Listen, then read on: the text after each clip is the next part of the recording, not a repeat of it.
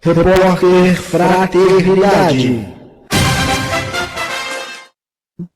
Olá, ouvintes da Web Rádio Fraternidade, também estão acompanhando a gente aí pelo YouTube, pelo Facebook, os nossos canais de vídeo também. A gente aproveita tudo isso para disponibilizar para você o conteúdo da doutrina espírita com a gente aqui, Eulália Bueno. Uma alegria ter você aqui com a gente, viu? A alegria é sempre nossa e gostaríamos que ela se multiplicasse mais vezes, né, Rubens? Porque o carinho que temos por vocês, você, Divina, a rádio, é muito especial. Ela esteve fazendo um trabalho de divulgação espírita aqui na região de Uberlândia, também ali no estado de Goiás, e a gente está aproveitando um tempinho na agenda dela para bater um papo com ela, para que você que está aí do outro lado também possa compreender um pouco mais da doutrina espírita.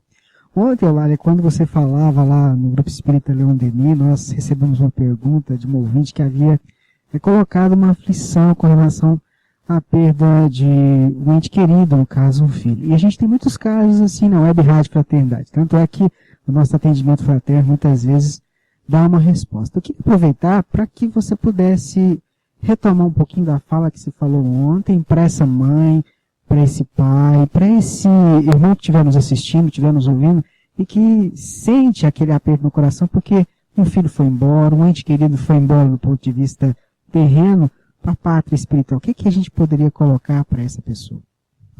Eu sempre me emociono muito quando se fala, principalmente de filhos, mas ao mesmo tempo eu fico imaginando quantos espíritos em terríveis aflições, necessitados do retorno à carne, por tempos breves, para cumprir etapas difíceis, e a necessidade de se encontrar para recebê-los, pais dispostos a um amor incondicional. Porque eu sou mãe, e com toda a experiência que eu tenho, você quer conseguir imaginar a partida das minhas filhas. Então eu creio que eu não seja um espírito tão especial quanto esses que Jesus encontra, como essa mãe que nos falou ontem, para aceitar um desafio dessa intensidade. Que é um desafio muito grande, é um desafio muito grande. Nós somos espíritas, eu tenho absoluta certeza na vida após a morte, mas aqui no corpo físico, a matéria, ela nos faz uma falta. Então a gente, por estarmos mergulhados nela, a gente passa a acreditar que tudo está restringido a ela. Então, falta o abraço, falta o olhar, o pegar na mão. Mas como esses pais não são colocados à toa, eles são previamente consultados, é a palavra certa, consultados, preparados, têm encontros com esses espíritos para avaliar a dor desses irmãos e irmãs que sabem que passarão uma breve temporada. E aí eu vejo do outro lado, que felicidade para esse espírito, saber que tem ali uma mãe, um pai, que vai amá-lo, vai protegê-lo, vai lhe dar toda uma bagagem que no retorno vai abastecer, alimentar a alma dele. E a dor é inevitável num caso desse. Nós não podemos dizer, mas você não é espírita. Não, a dor é inevitável. Mas o encaminhamento da dor é que faz a diferença. Então, saber que o meu filho retornou e que ele está fazendo agora o caminho solitário, porque todos nós fazemos esse caminho solitário. Aqui a família se consolando. Então, só um amor de mãe e de pai é capaz de sustentar uma alma nos primeiros passos no mundo espiritual. E é tão bom saber que não deixaram de ser pais, não deixaram de ser mães, mas estão se exercitando numa capacidade de amor ainda impensável para muitos de nós. E eu tenho certeza que a espiritualidade se dobra diante de pais e mães como esses, corajosos, para dar-lhes força e ânimo de continuar de mão dada com os filhos pelos caminhos por onde vão. Bom, eu sei que, igual você colocou agora pra gente, é uma situação difícil, um quadro difícil, O que a gente poderia falar para a mãe ou para o pai diante dessa saudade? Quais são as nossas posturas? Porque saudade a gente vai ter, mas existe alguma forma da gente agir para não sentir tanta dor e também não deixar o espírito do lado de lá preocupado?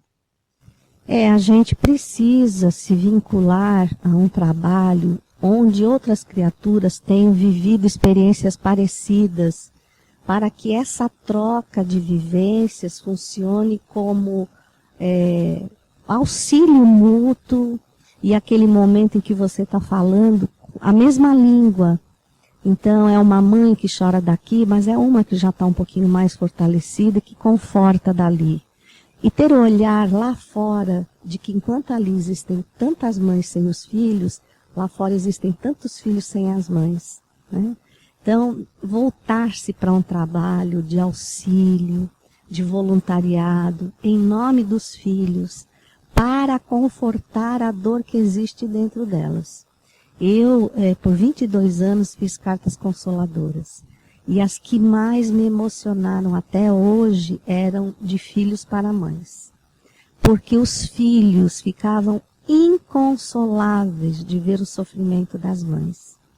Eles, mesmo sabendo que aquela passagem foi obrigatória, daquela maneira que eles teriam que ir, que se eles ficassem, eles iriam sofrer muito mais, o amor pela mãe é tão grande que eles aceitam até sofrer para confortar a mãe. Então, tem que olhar o outro lado. Eles também estão sofrendo. E quando nós sofremos excessivamente, eles se oferecem quase em holocausto para apaziguar um coração de mãe. Então, o conforto de se dirigir a outras mães, fazer trabalhos efetivos de consolação, de prevenção junto a jovens que estão revoltados, querendo abandonar o lar, adentrar a dependência química, a criminalidade, e falar da experiência do que é realmente a separação, eu acho que é uma prevenção amorosa de futuros desastres desnecessários. Você ontem, na sua fala, me chamou a atenção um momento que você comentou com relação à questão do suicídio. Que às vezes a gente tem uma ideia de que todo suicídio vai passar pelo umbral, vai ter uma situação, ou foi um desejo do espírito. Você me chamou a atenção numa colocação que foi, às vezes, o espírito encarnado, ele às vezes não tem nem consciência de que é aquilo que ele está fazendo. Queria que você falasse um pouquinho disso, porque eu achei muito interessante. Rubens, isso eu falei baseado em diversas experiências mediúnicas, depoimentos de espíritos que desertaram, não gosto de usar a palavra desertaram, foram surpreendidos pela dificuldade e a dor foi tão imensa que eles queriam se livrar daquela dor naquele momento. Isso pode acontecer com qualquer um de nós, né? Não existe, aquele tem tendência suicida, aquele não, aquele é forte. Às vezes o forte, porque nós trazemos uma bagagem espiritual muito densa. Claro que trazemos luzes, conquistas, mas a experiência nas penumbras, na sombra, ainda é muito grande. Então, existe, infelizmente, espíritos em piores situações que a nossa, que tentam sabotar a nossa existência. E ficam colados, literalmente colados, esperando que o nosso pé falseie para nos empurrar. Então, a pessoa não necessariamente programou o suicídio, ficou pensando que vai se matar. Às vezes, simplesmente se deixou envolver por uma revolta quanto à situação que vivenciava na vida. A gente, às vezes, não diz assim, eu tenho vontade de largar tudo e sair andando sem destino. Mas como é que as pessoas que estão ouvindo interpretam isso? Principalmente os espíritos que têm algum desajuste conosco, pegam aí uma deixinha, você quer sair andando sem lugar? Eu posso te arrumar um lugar. E aí começa sutilmente uma troca de diálogo que nós não imaginamos que é diálogo. Como, por exemplo, meu irmão, você tem razão mesmo, tá demais para você, né? E logo você que está desenvolvendo aí um trabalho, pensa, você acha mesmo que os espíritos, esses tais aí que poderiam estar te protegendo, para que você pudesse se dedicar mais, você acha que eles estão te protegendo mesmo?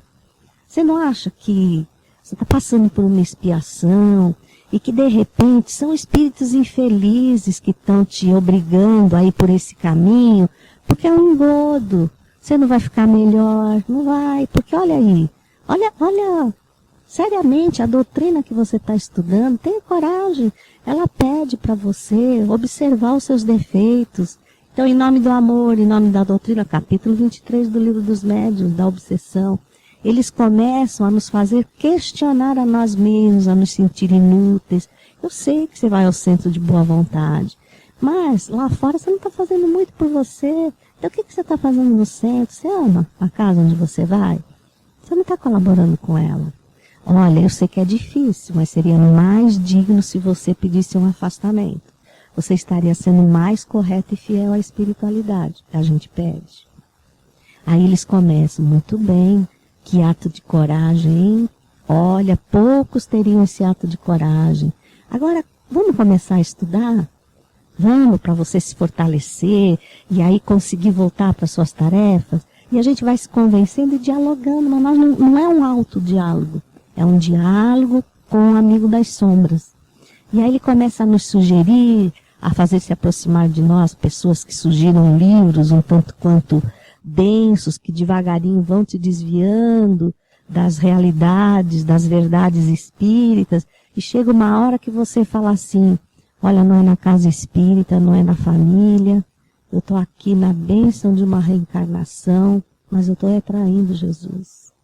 E aí vai aquele pensamento crescendo, e isso nos narrou um espírito numa reunião mediúnica. Eu era trabalhador assíduo de uma casa.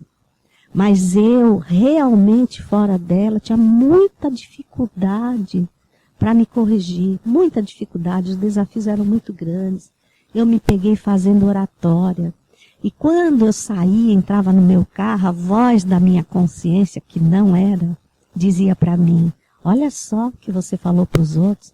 Você sabe que tem pessoas lá dentro que ouviram você falar, né, que tem que ser melhores, que tem, e que vão desistir porque elas não conseguem ser melhores, mas elas são iguaizinhas a você. Essa parte você não contou. E aí a pessoa foi se deprimindo, e um dia, né, ele simplesmente ganha de uma herança de um tio uma arma. A arma estava carregada. Ele não sabia que a arma estava carregada. E ele começa a olhar aquela arma, ele diz, eu estava lendo Memórias de um Suicida. Veja! E ao ler Memórias de um Suicida, ele até achou assim Camilo Castelo Branco, né, tão respeitado. E ele pega a arma, olha, para imaginar como é que foi a cena do Camilo Castelo Branco. E ele começa a copiar a cena, mas ele não tem intenção de se matar.